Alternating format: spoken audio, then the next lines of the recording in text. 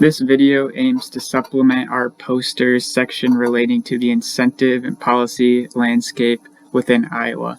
So this video will focus on incentives and policies for onshore wind and solar PV technologies between 2010 and 2019. So here we've provided you with a snapshot of policy and incentives relating to onshore wind in Iowa specifically. So in the top left, we have a table detailing the type of policy and incentive, the administering body, whether it be the state of Iowa or the U.S., the time frame through which these were enacted or created, and the type of incentive and policy that it was imposed. Below this table, we have key findings, and we've stated a few things specifically of the 25 policies that are related to onshore wind in the state of Iowa. 88% of these overlap with policies and incentives related to solar photovoltaic energy. So what this means is that we see an interrelation and connectedness between renewable energy sources and the policy and incentives seen within Iowa. This is good for us because it helps single out certain policies and incentives that don't relate with one another. Specifically, we found 3 in this box that you can read over, but there is an overarching theme here, and it's to help improve the current investment costs and returns to existing onshore wind projects. So you'll see later there's a difference in overarching theme for solar photovoltaic projects with regards to their policy and incentives.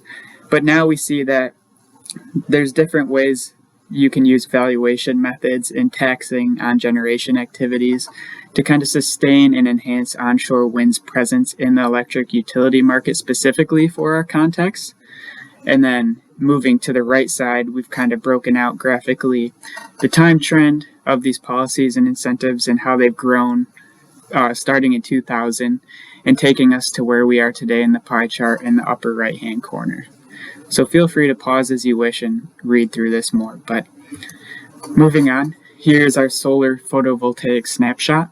We have the same situation in regards to layout, but here we see 30 state and nationwide policies and incentives related to solar photovoltaic projects.